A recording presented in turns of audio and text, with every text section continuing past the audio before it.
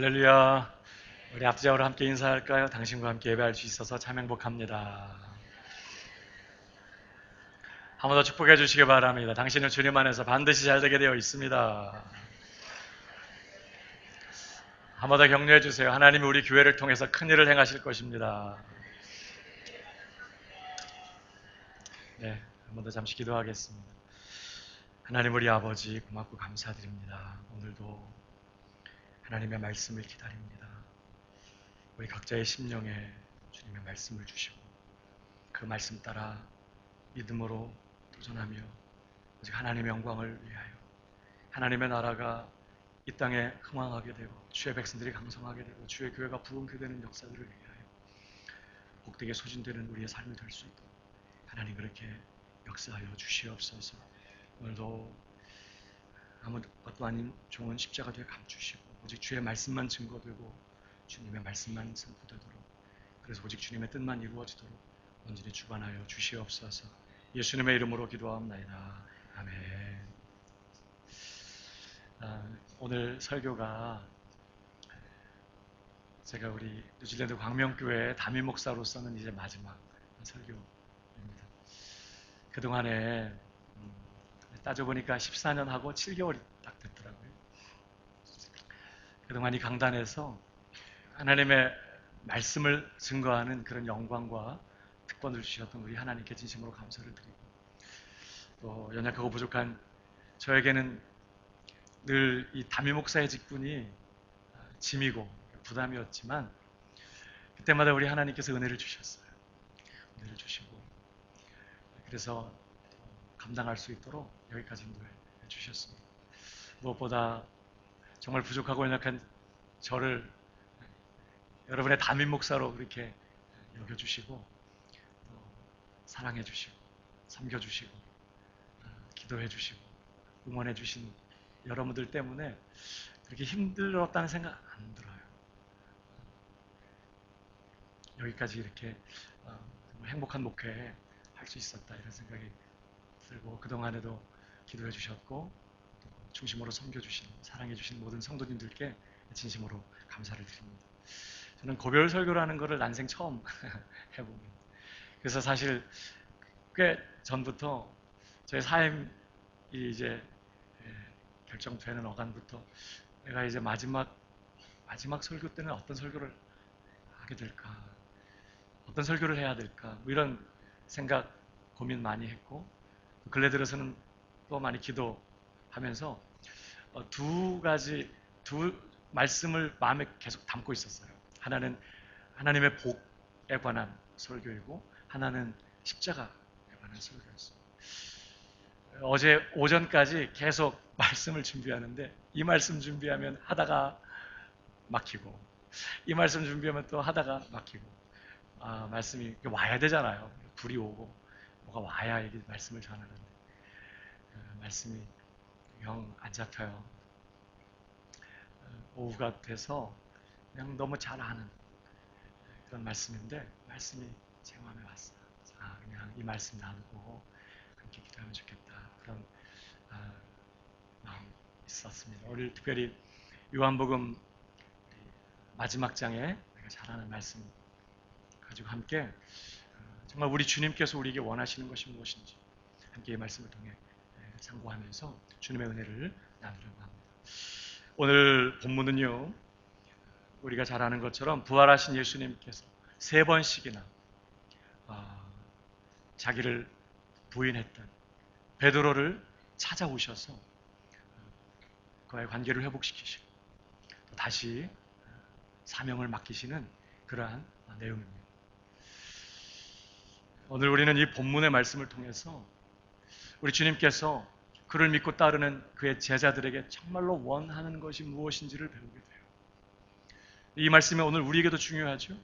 왜냐하면 예수님 당시 12제자만 주님의 제자가 아니라 초대교회 모든 성도들이 그랬고 지금 오늘도 마찬가지로 예수님을 믿고 따르는 우리 모든 신자들이 성도들이 주님의 제자이기 때문에 오늘 이 말씀은 우리에게도 중요한 말씀이죠. 정말 우리 주님께서 우리 각 사람에게 목사인 저를 포함해서 우리 사랑하는 모든 성도들 각 사람에게 정말 원하시고 바라시는 것이 뭘까 하는 것을 이 본문이 우리에게 가르쳐줘요. 두 가지로 살펴볼 수 있겠는데요. 첫 번째로 정말 우리 주님이 우리에게 원하시는 것은 우리가 주님을 최고로 사랑하는 것입니다. 우리 15절의 말씀을 보실까요? 그들이 조반 먹은 후에 예수께서 시몬 베드로에게 이르시되 요한의 아들 시몬아 네가 이 사람들보다 나를 더 사랑하느냐 하시니 이르되 주님 그러하나이다. 내가 주님을 사랑하는 줄 주님께서 아시나이다. 이르시되 내 어린 양을 먹이라 하시고 또 두 번째 이르시되 요한의 아들 시몬아 네가 나를 사랑하느냐 하시니 17절 세 번째 이르시되 요한의 아들 시몬아 네가 나를 사랑하느냐 하시니 우리 주님은 베드로에게 세 번씩이나 네가 나를 사랑하느냐고 물으셨습니다. 아마 베드로가 세 번 예수님을 부인했기 때문에 세 번 주님께 사랑을 고백할 기회를 주신 것이라고 생각이 들어요. 중요한 것은요, 여기 사랑하느냐 이 세 번의 질문 모두가 그 동사가 현재형이라. 그러니까 지금 사랑하고 있느냐 하는 것입니다. 과거에 얼마나 너 나 사랑했냐? 너 앞으로 얼마나 나 사랑할 거냐? 그게 아니라는 거예요. 지금 너 나 얼마나 사랑하고 있느냐? 지금 그의 마음이 어떠냐? 지금 그 마음의 중심이 어떠냐? 하는 것을 묻는 질문이 있것이죠. 그리고 예수님은요, 자신 없어 하면서, 주저하면서, 혹은 세 번의 질문을 받을 때, 세 번째는 정말 근심했다고 했습니다. 주저하고, 정말 근심하면서, 그러나 자신의 마음 안에 있는 그 사랑, 주님을 향한 그 충심 어린 그 사랑을 고백하는 그 베드로에게 다른 건 묻지 않으셨습니다. 너 앞으로 잘할 수 있냐? 너 앞으로 어떻게 할 거냐? 계획서 갖고 와. 너 이 다음에도 또 그런 상황 되면 너 그렇게 할 거냐 또? 막 이러면서 뭐 이런저런 거 확인하지 않으시고 내가 주님 사랑합니다. 주님이 알고 계십니다. 그 대답을 들으시고 주님은 당신이 그토록 사랑하시는 위하여 목숨을 버리셨던 그 양들을 그 베드로에게 맡기셨어요. 이건 뭐예요? 그거 하나면 충분하다는 것이죠. 베드로가 주님 사랑한다고 고백하는 그 고백으로 충분하다는 거예요. 더 이상 문제 삼지 않으시고 아무것 더 이상 묻지 않으시고 그렇게 당신이 사랑하시는 당신의 양들을 선뜻 맡기시는 우리 주님의 모습을 보면서 정말 우리 주님이 우리에게 원하시는 것이 무엇인가 하는 것을 우리가 오늘 보게 되는 것이죠. 여러분, 주님을 믿고 따르는 저와 여러분을 향한 주님의 마음, 정말 주님이 우리에게 원하시는 것은 뭘까요? 우리가 주님을 위해 뭘 해드리는 거 아니더라고요. 이렇게 나와서 예배드리고 봉사하고 교회 안에서 직분을 감당하고 사역하고 또 수고한 대가를 가지고 주님 앞에 정성껏 헌금 드리고 이 모든 일들이 다 귀하고 중요한 일이 되겠지만 그러나 정말 우리 주님의 관심, 오늘 이 자리에 함께 나와 있는 저와 여러분을 바라보시는 주님의 마음, 그것은 지금 내가 주님을 사랑하는가 하는 것입니다. 물론 우리는 이전에, 지금 말고 이전에 주님 사랑하지 못한 거 회개해야 될 것입니다. 제가 주님과 교제하고 주님과 시간을 보내면서 주님과 마음을 나누며 주님의 마음을 배울 때요, 저는 놀래요. 주님이 저를 얼마나 귀히 여기시고 사랑하시는지, 이전에 알지 못했던 특별한 방식으로 주님의 마음을 느껴요. 정말 주님이 나 같은 것을 그렇게 귀히 여기시고 사랑하시는 거예요. 그러면요, 그런 주님을 내가 얼마나 인정하지 못해, 그런 주님을 얼마나 내가 소홀히 여기고, 그런 주님을 내가 얼마나 함부로 대하고, 그런 주님께 내가 얼마나 무관심했고, 주님은 그토록 나를 귀히 여기고 사랑하시는데 나는 어떻게 그렇게 주님을 그렇게 귀히 여기고 사랑해드리지 못했는지에 대해서 깨닫게 돼요. 그래서 이전에는 사역 더 잘할 수 있게 해주세요, 설교 잘할 수 있게 해주세요, 목회 잘할 수 있게 해주세요, 뭐 그런 기도하고 그렇게 못한 것 때문에 때로 자책하기도 하고 했지만 주님의 마음을 배우게 되면요, 정말 주님 사랑하지 못한 것 회개하게 되더라고요. 그러니까 주님 중심으로 귀히 여기고 사랑하지 못한 것이 그렇게 죄송하고 회개하게 되더라고요. 우리는 과거에 주님 사랑하지 못한 거, 주님께 무관심했던 거 회개해야 될 때가 있을지 모르겠어요. 또 앞으로 내가 더욱 주님 뜨겁게 사랑할 수 있게 도와주세요. 내가 더욱 주님 뜨겁게 사랑하겠습니다. 이렇게 결정하고 결단하는 것 정말 우리에게 필요한 일인 줄 압니다. 그러나 정말 주님이 지금 원하시는 것은요, 지금 이 시간 내가 우리 주님을 사랑하는가 하는 거예요. 여러분 특별히 15절을 보십시오. 그들이 조반 먹은 후에 예수께서 시몬 베드로에게 이르시되 요한의 아들 시몬아 네가 이 사람들보다 나를 더 사랑하느냐 하시니 그랬습니다. 여기 이 사람들보다 라고 번역된 원문의 단어는요, 투톤이라는 단어인데 두 가지 의미로 번역이 가능해요. 남성 복수 명사로 번역할 수 있고요, 중성 복수 명사로 번역할 수 있어요. 이 단어가. 그러니까 둘 다로 번역해도 틀리지 않아요.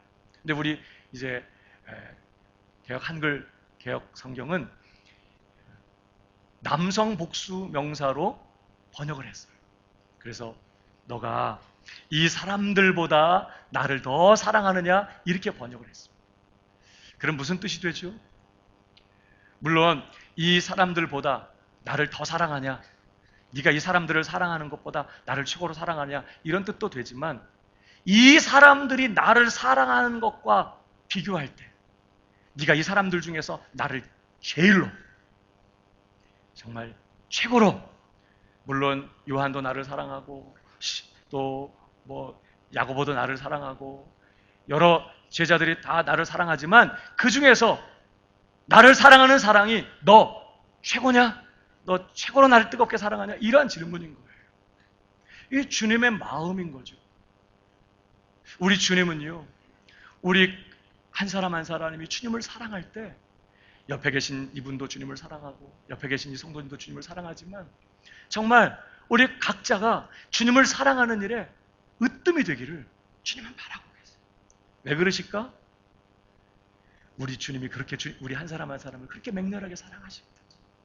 그러니까 정말 주님 사랑하는 일에 있어서는 다른 사람에게 뒤지지 않기를 바라시는 거예요.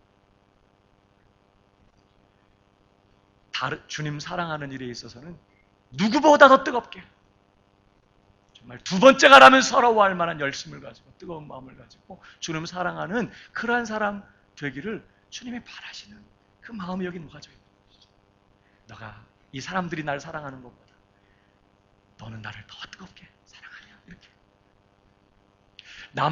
중성 복수 명사로 번역하면요, 이 모든 것들보다 너 나를 더 사랑하냐 이렇게 번역할 수 있어요.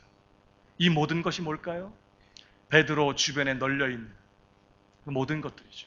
하나님께서 베드로의 삶에 은혜로 허락하신 것들, 배, 그물, 그의 가족, 친구들, 그의 사명, 그에게 주신 여러 가지 건강, 어떤 세상적인 성공, 명예 이런 거 다 포함될 것입니다. 그런 것들이 때로 우리에게 위로가 되고 그런 것들을 통해서 용기를 얻기도 하고 때로는 격려를 받기도 하고 우리의 삶을 살아가는 데 필요하기 때문에 하나님께서 다 허락해 주셨습니다. 우리가 그것들을 소중히 여기고 귀히 여기고 또 마음으로 사랑하는 거 필요합니다.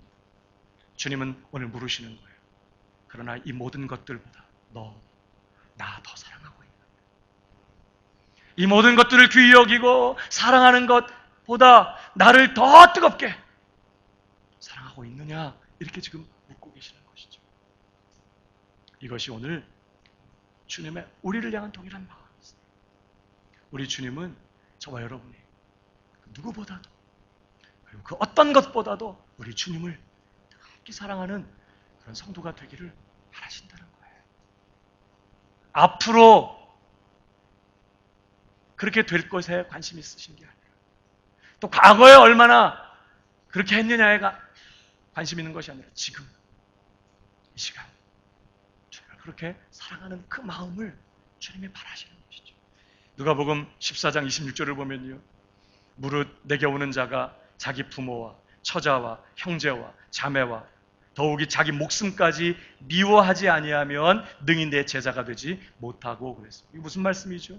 아니 오직 사랑만 하며 살라는 주님이 미워하라고 얘기를 하세요. 이건 무슨 표현일까요? 정말 미워하라는 말이 아니라 주님을 향한 사랑에 비하면 내가 처자식을 사랑하고 내가 내 목숨을 사랑하는 것은 주님을 향한 사랑에 비하면 미움에 속할 정도로 정말 주님을 뜨겁게 사랑하는 그런 사랑이래야 된다. 이렇게 말씀하는 거죠. 정말 그런 맹렬한 사랑을 주님은 그를 따르는 자들에게 요구하셨다. 오늘 베드로에게도 그걸 확인하고 계시다. 오늘 아마 주님께서 이 자리에 우리와 함께 하실 때 우리가 들을 수 있는 귀로 물으신다면 아마 이건 물으실 것 같아요. 지금 너 나 사랑하냐? 예배하는 자리에 주님을 찬송하고 말씀을 듣는 이 자리에 나와 있는 우리가 정말 주님을 향해 가져야 될 것이 있다면 지금 이 시간 우리 주님을 사랑하는 것이라는 것이죠. 주님은 완벽한 사랑을 요구하는 것이 아니에요. 완전한 사랑을 요구하는 게 아니에요. 주님은 우리가 그럴 수 없다는 것을 누구보다도 잘 알고 있습니다. 내가 주님 사랑하겠다고 결정하고 주님을 사랑한다고 고백하지만 돌아서서 얼마나 또 하잘것없는 일 때문에 무너지고 실패하게 되는지 우리 주님 너무나 잘 알고 있습니다. 그러나 주님은 비록 우리가 넘어지고 실패할 수밖에 없는 연약한 사람이지만 그래도 그 누구보다도 주님을 더욱 사랑하고 그 어떤 것보다도 주님을 최고로 사랑하는 그 마음이 우리 안에 있기를 주님은 바라고 계시는 거예요. 사랑하는 여러분, 주님을 뜨겁게 사랑하게 되는 저와 여러분 되기를 주님의 이름으로 축복합니다. 특별히 오늘 이 본문 보면요, 예수님은 베드로에게 너 나를 사랑하느냐고 물으셨어요. 그러면 뭐 해야 돼요? 그렇게 물으시면 대답을 해야 됩니다. 왜 부담스러운 사람이 카톡 보내면 안 읽으려고 해요? 알림창에 뜨죠? 카톡 그러고? 그러면 무슨 내용인가 이렇게 들어가 보겠지만 왜 부담스러운 사람이 카톡 보내면 안 읽으려고 그래요? 읽으면 어떤 일이 벌어져요? 일자가 없어져. 그러면 어떤 일이 상대방이 알아. 읽었구나. 그러면 이제 답을 해야 돼. 그래서 혹시 막 정말 어떻게 답을 해야 될지 모르고 막 그러면 이렇게 바로 읽지 못할 수 있죠. 예수님께서 너 나 사랑하냐 이렇게 물으셨어요. 그건 대답해야 되는 상황이에요. 그냥 예수님이 지금 얼마나 난처합니까? 숯불이 피워져 있습니다. 사람들 둘러앉아 있습니다. 언제 생각이 날까요? 그 예수님 부인하던 그 당시 그 시간 그 상황이 생각나지 않겠어요? 그런 상황에서 주님이 생전 그런 거 안 물으시던 분인데 나 사랑하냐고 물으세요. 묻는 것도 좀 민망하고 정말 부끄럽고 죄송하고 송구한 마음 때문에 말도 못하고 고개 푹 숙이고 앉아서 음식도 제대로 못 먹고 있는 이 베드로, 아니 그냥 손 꼭 잡아주시면서 얼굴 쳐다보면서 이렇게 한 번만 해도 대화 돼. 내가 너 마음 안다. 그죠? 베드로 걱정하지 마. 너 염려하지 마. 내가 네 마음 알아. 이러면서 그냥 손만 꼭 잡아주시고 아니면 이렇게 손 꼭 잡아주고 얼굴 보면서 내가 다 알고 있느니라. 뭐 이렇게만 해도 돼요. 근데 지금 예수님이 베드로에게 뭐 해요? 물으시는 거예요. 너 나 사랑하냐? 그러니까 가부간에 대답을 해야 돼. 물론 베드로 살짝 고민이 됐을 겁니다. 이전에 내가 주님 사랑합니다. 주님을 위해서 죽는 자리까지 따라가겠습니다. 막 그렇게 했었거든요. 나 정말 그렇게 할 줄 알았어요. 그런데 3번이나 주님을 부인하고 배반하고 저주까지 한 이후에는 자신이 없어. 내가 그렇게 대답한다고 주님이 믿어주실까? 거기에 대해서도 회의적이에요. 솔직히 아무리 생각해도 나 더 이상 주님 없이는 살 수 없고 주님 떠나서는 솔직히 살 수 없는 게 사실이지만 그렇다고 해서 나 주님 사랑합니다. 솔직히 예수님께서 뭐라고 물으시냐면 아가파스메 너 나 아가페 하냐 이렇게 물으시거든요. 아가페는요 정말 무조건적인 사랑, 조건 없는 사랑, 생명을 걸고 하는 사랑, 죽을 수도 있는 사랑, 그런 사랑. 자신이 없어요. 그래서 베드로 솔직히 대답하지 아가페 못할 것 같습니다. 이렇게 대답하고 싶은 상황이에요. 그런데 베드로가요, 자기 마음 안에 그럼에도 불구하고 주님을 향한 사랑이 있는 거 있어. 주님을 위해서 죽을 자신은 없지만 그래도 주님 너무 좋아. 나 더 이상 주님 없인 살 수 없어. 주님 같은 분 내게 없어요. 그래서 베드로 대답합니다. 필로세, 당신을 사랑합니다. 근데 똑같은 사랑이지만 약간 뉘앙스가 달라요. 내가 당신을 너무 좋아합니다. 그러니까 아가페라고 대답은 못해. 자신 없다는 거예요. 필요합니다. 사랑합니다. 좋아합니다. 그 마음 주님이 알고 계시지 않습니까? 이렇게 대답합니다. 여러분, 오늘 바로 그렇게 대답하는 베드로에게 예수님께서 하신 말씀이에요.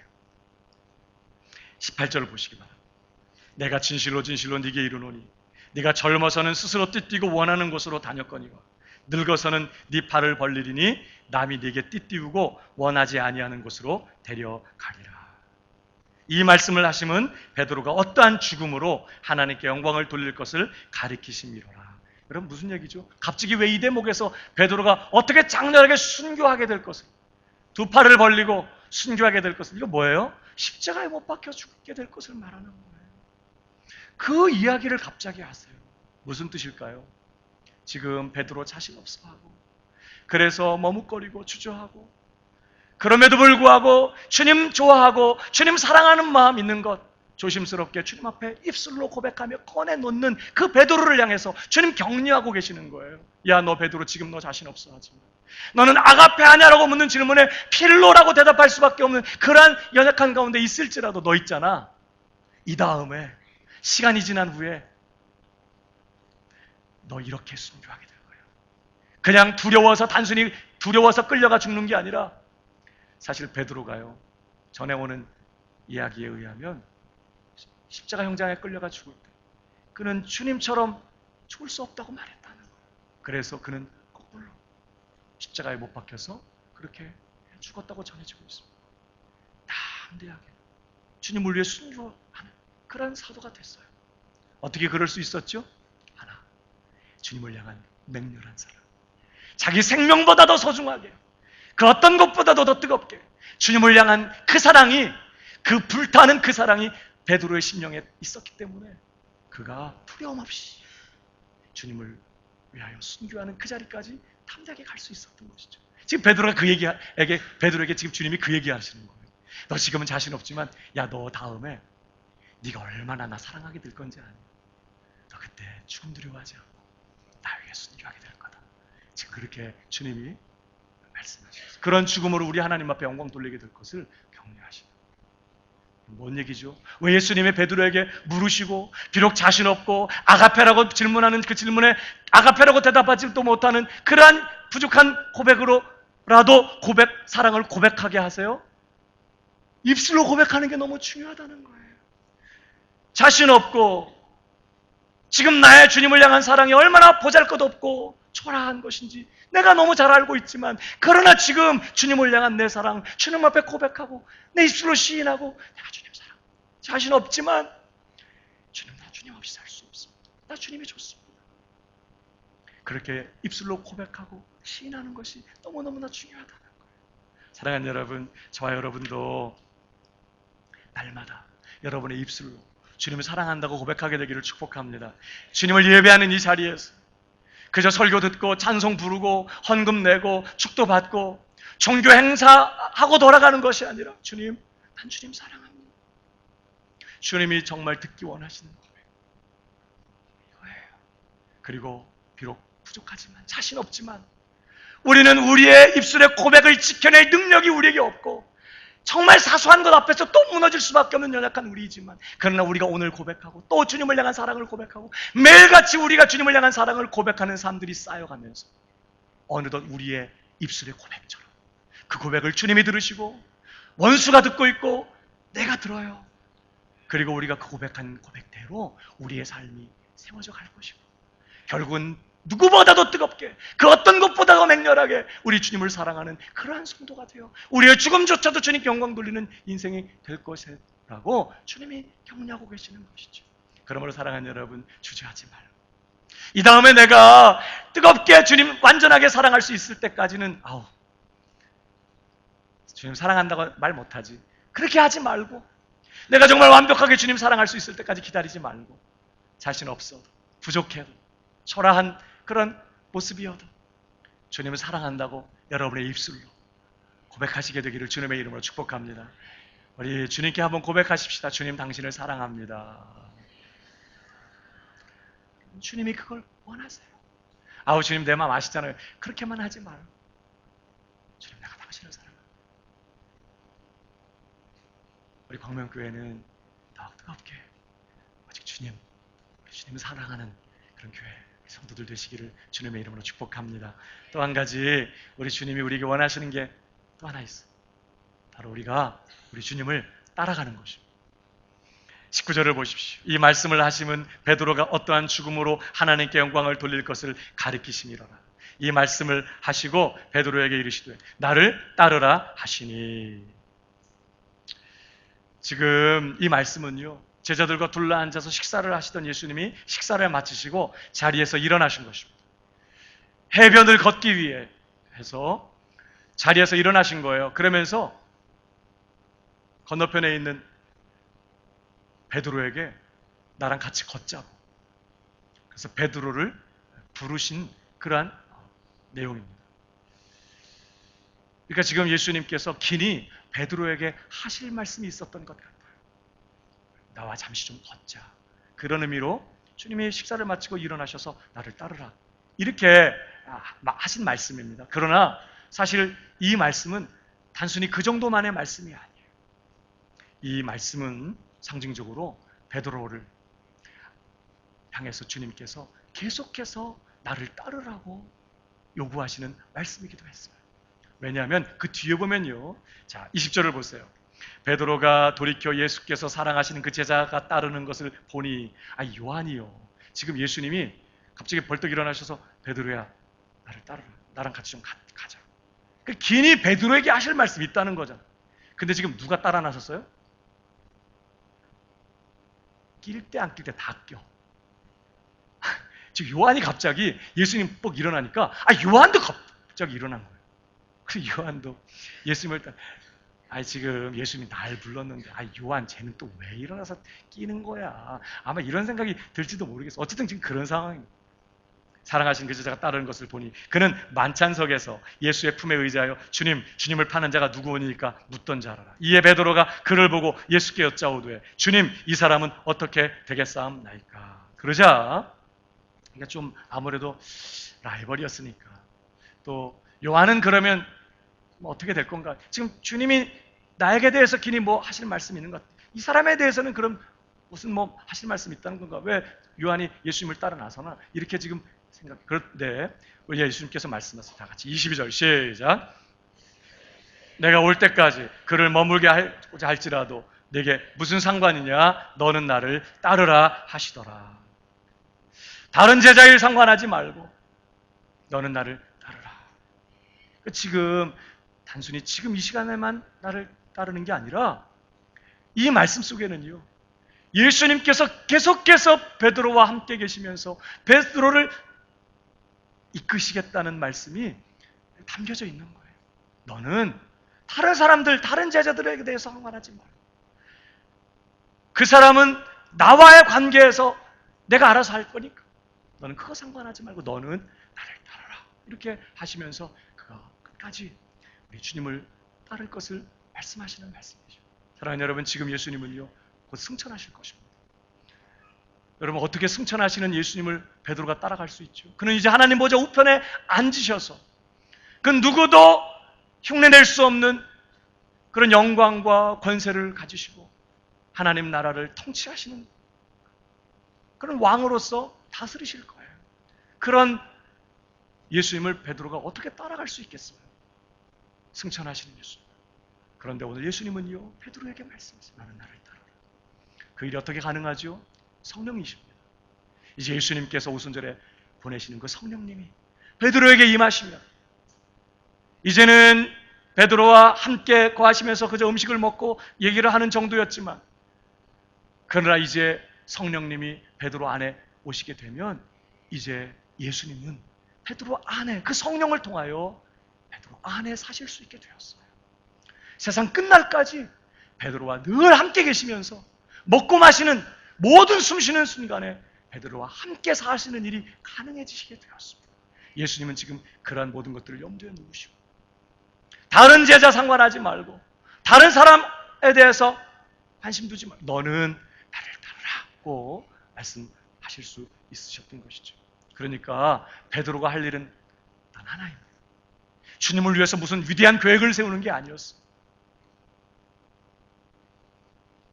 오늘 나와 함께 하시는 그 예수님을 믿고 그 주님이 오늘도 나와 함께 계시면서 계속해서 내게 말씀하시고 나를 이끄시는 것 기억하면서 그 주님께 귀를 기울이고 그 주님을 바라보고 그 주님을 의식하면서 그 주님을 한 걸음 한 걸음 따라가는 것입니다.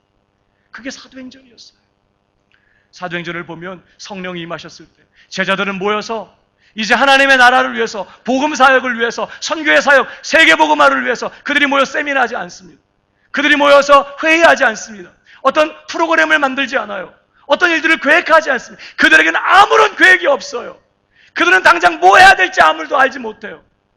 놀라운 것은 그들에게 성령이 임하신 이후부터 주님께서 그들을 이끌기 시작하셨어요. 성령이 말하게 하심을 따라 말하기를 시작하면서부터 그는 그들의 삶 모든 순간을 주님의 인도를 따라가는, 그러다 보니까 자기들도 모르게 땅끝으로 가는 것이죠. 그게 사도행전이었더라고요.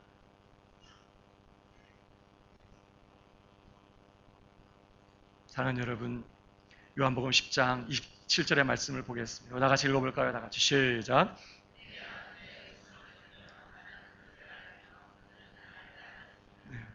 우리에게 주님이 원하시는 것은 딴 거 아닙니다. 내가 앞서서 너를 이끌겠다는 거예요. 내가 너의 목자가 되어서 너의 갈 길을, 어디에 길이 있는지, 어디에 너의 안식처가 있는지, 네가 어디로 가고 어떻게 행해야 될지 내가 앞서가며 너를 이끌겠다는 것입니다. 그러한 제자들에게 주님께서 바라시는 것은 단 하나예요. 나 놓치지 말고 나 따라와.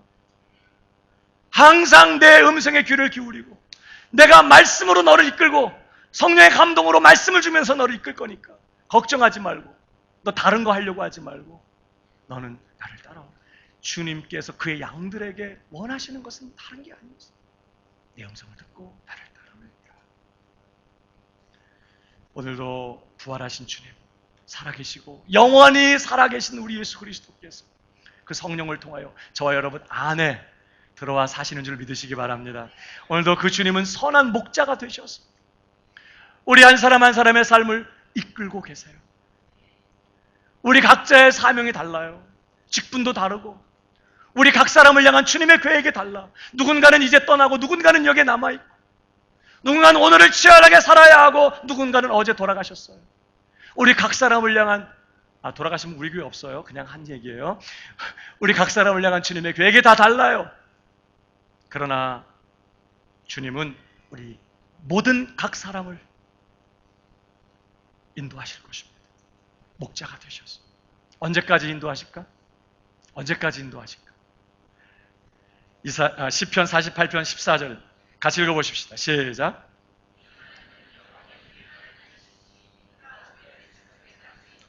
언제까지 인도하실 거라고요? 그러니까 죽을 때까지 염려할 필요가 없어요. 사망의 음침한 골짜기를 지나가도 걱정할 필요 없어요. 앞서가시면서 지푸항이와 막대기를 가지고 내 삶을 어그하시며 나를 안위하시고 인도하시는, 생명의 길로, 복된 길로, 승리의 길로 인도하시는 우리 주님이 죽을 때까지 우리의 삶을 인도하실 거니까, 우리 가정을 인도하시고 우리 자녀들 인도하시고 우리 교회를 인도하실 거니까 걱정할 필요 없는 거예요. 염려할 필요 없는 거예요. 우리가 할 일은 죽을 때까지 누구만 따라가면 돼요?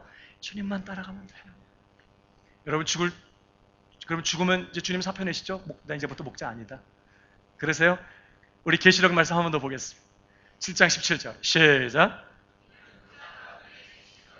그들의 목자가 되서 생명수 샘으로 인도하시고 하나님께서 그들의 눈에서 모든 눈물을 씻어주실 새하늘과 새 땅에서, 저 천상에서 구원받은 성도들이 누리게 될 최고의 복락이 어떤 것인지에 대한 얘기를 하는 거예요. 거기에서도 어린 양 되신 예수가 목자 되셔서 우리를 생명수 샘으로 인도하시고 가장 깊고 충만한 위로의 자리로, 만족의 자리로, 기쁨의 자리로 우리를 끌어 가실 것이라고 말씀하세요. 그러니까 언제까지 우리를 인도하실까? 영원히. 그러니까 우리는 영원히 걱정할 필요가 없는 사람. 우리를 위해서 자기 목숨도 아끼지 않을 만큼 그 치욕스럽고 처참한 십자가 두려움 없이 그렇게 우리를 위해 지실 만큼 우리를 사랑하시는 그 목자가 죽을 때까지 그리고 영원히 우리를 인도하실 거기 때문에 아무것도 두려워할 거 없어요. 우리가 할 일은 단 하나, 뭐예요? 오늘도 그 주님이, 비록 그 주님 지금 하나님 보좌 우편에 계시지만 성령을 통하여 내 마음 중심에 와 계시고 우리가 모인 이 자리에 와 계시고 우리의 가정 안에 거하시고 내 심령 중심에 늘 임재하여 계시는 것 기억하고 그 주님을 바라보고 그 주님의 음성에 귀를 기울이고 그 주님의 인도를 따라가는 것이에요. 어제 저녁 때 무렵 되니까 이제 교회에서 주일 준비하신 분들이 다 돌아가셨어요. 빈 예배당에 혼자 들어갔어요.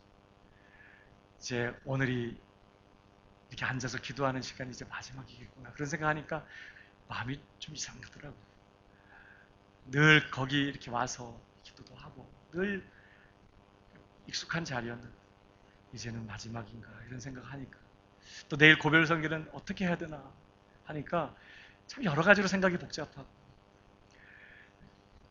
막 기도가 이렇게 잘 되고 막 충만하고 그렇지 않아요. 마음이 무겁고 기도는 하지만 또 제가 더운 걸 잘 못 견디는데 그 오후 시간 되면요 여름에 그 본당이 너무너무 더워요. 기도 이렇게 하고 사실 기도를 마치지만 좀 착잡한 마음이 없지 않아요. 이제 마치고 애찬홀로 이렇게 나왔어요. 그랬더니 그냥 블라인드가 다 올려져 있더라고요. 절반만 올려져 있는 게 아니라 그냥 유리가 다 창이 다 보이도록 끝까지 다 올려져 있어요. 이제 저녁 때가 됐으니까 블라인드를 내리려고 창가로 갔습니다. 다른 블라인드도 이렇게 올려져 있고 그래서 이제 블라인드를 내리려고 창가로 갔는데 아마 그냥 적당히 내려져 있었으면 제가 그냥 지나서 나갔을지도 모르겠어요. 근데 끝까지 올려져 있으니까 내려야겠더라고요. 이제 저녁이 됐으니까. 내리러 갔는데 그 창틀에 종이 하나가 쪽지가 이렇게 딱 꼽혀져 있는 거예요. 그게 무슨 쪽지냐면 우리 새가족 등록카드, 빈 등록카드 하나가 이 뒷장이 바깥쪽을 향해서 이렇게 딱 꼽혀져 있는 것입니다. 그러니까 누가 또 새가족 등록카드를 갖고 장난친 거야. 이제 그래서 등록카드를 이렇게 뜩 뽑았어요. 이제 뽑았어요. 뽑아서 뒤를 보니까 뒤에 성경 구절 하나가 적혀 있는 거예요. 신명기 31장. 혹시 이 중에 계신 분이 적어 놓으신 분 계세요? 그러니까 누가 무슨 이유로 누구에게 뭐 하는지 뭐 때문에 적었는지 아무도 몰라요. 근데 아무도 없는 그 시간에 찹찹한 마음으로 기도를 마치고 나오는 제 눈앞에 등록카드에서 딱 뽑았는데 뒤에 글씨가 있어서 쳐다봤더니 신명기 31장 6절. 그것도 다 쓴 게 아니야. 몇 자만 그냥 써놨어. 너희는 강하고 담대하라. 두려워 말라도 있는데 그건 안 썼더라고. 너희는 강하고 담대하라. 그래놓고 이는 네 하나님 여호와 그가 너와 함께 가시며 점점점. 깜짝 놀랐어요. 이는 네 하나님 여호와 그가 너와 함께 가시리라. 이 중에서 떠나는 사람 누구밖에 없어요? 그러니까 꼭 이 말씀이 그날 그 기도한 것에 대한 응답처럼 느껴지는 거예요. 가끔 그럴 때가 있거든요. 이렇게 주님이 윙크 딱 하는 것처럼. 그래서 제가 이걸 버리지 못하고 이걸 제 방으로 설교 준비하던 제 사택의 방으로 가지고 들어가서 제 책상 앞에 놔뒀어요. 마치 주님이 누군가를 통해서 저한테 바로 그 시간에 제가 그걸 볼 수 있게 거기다가 이렇게 꼽아놓으시고 제가 못 볼까봐 블라인드까지 높이 올려놓으셔가지고 그 쪽지를 읽도록 하신 거라는 마음이 이렇게 들어요. 뭐 저와 그냥 제 생각이에요. 근데 이 말씀을 보면서 얼마나 마음의 위로가 되네요. 제가 이제 저녁 때 마지막으로 걸으러 내가 매일같이 1시간 정도 걷는 곳이 있거든요. 이제 트레킹 코스가 이렇게 쫙 데크로 깔아져 있어서 걷는 게 참 쉬워요. 늘 걸으면서 늘 그런 생각이 있거든요. 내가 걸어갈 오직 한 길, 예수 그리스도. 늘 그 묵상하면서 그 길을 걸어요. 1시간 몇 바퀴를 이렇게 걸으면서 기도도 하고 이제 늘 그렇게 기도하면서 걸었던 길이 이제 마지막 어제 걸으면서 제가 이 말씀 너무 감사했어요. 주님이 나와 함께 가시면 그것으로 충분합니다. 오늘까지도 자신 없었고 참 부담스러운 직분이었지만 주님이 은혜 주셔서 여기까지 왔습니다. 그 주님이 나를 그곳에 보내시고 주님이 나와 함께 가신다면 그것으로 충분합니다. 주님 감사합니다. 주님 내내 걸으면서 주님 앞에 그 마음을 드리고 이 말씀 오늘 만나고 싶어요. 이거 누가 쓰셨어요? 계신가요? 저는 정말 이런 방식으로라도 제게 말씀을 주시고 또 말씀하시고 저를 이끌고 계시고 격려하시고 도전하시고 용기를 주신 그 주님이 너무 좋습니다. 이게 저만의 이야기일까요? 우리 주님이 저뿐만 아니라 여러분 각 사람에게 함께하고 계심을 믿으시기 바랍니다. 여호와 그가 너와 함께 가시리라. 이건 저에게만 주시는 말씀이 아니에요. 이제 이 예배를 마치고 여러분의 삶의 현장으로 돌아가는 여러분 각 사람에게도 동일하게 주님이 주신 말씀. 이렇게 주셨기 때문에 주님의 말씀인가요? 이미 성경에 있어요. 읽지만 특별한 방법으로 이렇게라도 또다시 생각나게 하시고 확인하게 하시는 것이죠. 그 주님이 함께 가시면서 우리 각 사람을 인도하실 것을 믿으시기 바랍니다. 그러므로 두려워하지 말고 어떻게 할까 염려하지 말고 우리가 정말 해야 될 것은 주님의 음성을 듣는 것입니다. 성경 읽는 것으로 끝나지 마요. 오늘 읽을 보면 다 읽어냈어. 설교 듣는 것으로 만족하지 마요. 교리적인 지식을 정리하는 것으로 만족하지 마요. 그런 것들을 통하여 여러분의 마음 깊은 곳에 말씀하시는 주님의 음성을 들으셔야 돼요. 교회만 다니지 한 번도 주님의 음성을 들어본 적이 없는 사람들이 있어. 설교만 들었지 내 마음 깊은 곳을 치면서 주님이시고 그 말씀 한마디 앞에 그렇게 무겁게 짓누르던 근심과 걱정이 사라져버리고 두려움이 떠나고 불안함이 떠나고 깊은 평강이 내 삶을 사로잡게 되는 그 주님의 음성이에요. 그 주님의 음성을 들어본 사람 적이 없는 사람들이 있어요. 늘 사람의 말에 휘둘리고 눈에 보이는 것에 휘둘리고 감정에 휘둘리고 목사인 저도 늘 주님의 음성 듣지 못하면 그렇게 되더라고요. 하나님 오늘 이 예배가 끝나기 전에 귀머거리에 귀를 여신 것처럼 내 귀도 열어주시옵소서. 목자 되신 주님의 음성을 듣게 하여 주옵소서. 세상 쫓아가고 세상의 소리에 귀 기울이고 휘둘리는 인생이 아니라 주님의 음성을 듣고 남이 어떻든지 주님 바라보면서 나를 향한 주님의 지시를 따라 그 결과에 상관없이 험한 골짜기라도 주님 따라서 한 걸음 한 걸음 가는 그런 성도 되게 하여 주시옵소서. 오늘 저와 여러분의 기도가 되기를 주님의 이름으로 축복합니다. 지난 14년 7개월 동안 사랑했고 정들었던 교회를 떠나는 저의 마음도 착잡하고 무거운 것 사실이지만 그런 저를 보내는 여러분의 마음은 더 무겁고 착잡하리라 생각이 들어요. 그러나 여러분 담임 목사 없다고 교회 어떻게 되는 거 아닙니다. 여기까지 주님께서 우리를 인도해 주셨어요. 그 주님이 앞으로도 우리 교회를 사랑하시고 여러분들을 위해서 저보다 더 훌륭한 목사 보내주실 것 믿으시기 바랍니다. 그분이 그분의 방법으로 최고의 목사님 보내주실 거예요. 그런 주님 기대하면서 여러분 목사가 있든 사임을 하고 가든 새로운 부목사님이 오든 정말 주님이 우리에게 원하시는 게 뭐예요? 두 가지. 지금 이 시간 우리 주님을 사랑하는 거예요. 사랑하되 그저 형식적으로 사랑하는 것이 아니라 누구보다도 뜨겁게 맹렬하게 최고로 그 어떤 것보다도 뜨겁게 우리 주님을 사랑하는 거예요. 비록 자신 없지만 그렇게까지 할 수 없지만 그런 완벽한 사랑 아니지만 그래도 내 마음에 있는 그 깨어진 마음 그 자신 없는 마음 입술로 고백하며 주님 사랑합니다 고백하는 그 고백 오늘 주님이 우리에게 원하신다는 걸 기억하고 매일같이 주님께 사랑 고백하며 사는 저와 여러분 되시기를 주님의 이름으로 축복합니다. 또 한 가지는 뭐였어요? 주님이 우리 이끌 거니까 목사가 여러분의 진짜 목자가 아니에요. 진짜 목자의 종일 뿐인 거예요. 목자 되신 주님이 여러분을 이끄실 거예요. 때로는 목사를 통해서 여러분에게 말씀하겠지만 때로는 여러분이 읽는 성경을 통해서 기도하는 시간에 여러분이 조용히 하나님을 예배하고 경배하는 그 시간에 혹은 아주 급하고 당황스러운 그런 상황 속에서도 여러분을 떠나지 않고 함께 하시는 목자 되신 그 주님이 할 말을 주시고 생각을 주시고 감동하시면서 이끌어 가실 거예요. 그 주님의 음성을 듣고 그 주님을 따라가는 저와 여러분 되시기를 주님의 이름으로 축복합니다. 그래서 어느 곳에 있든지 정말 넉넉하게 주님의 제자로서 승리하는 우리 광명의 권속들이 다 되시기를 주님의 이름으로 축복합니다.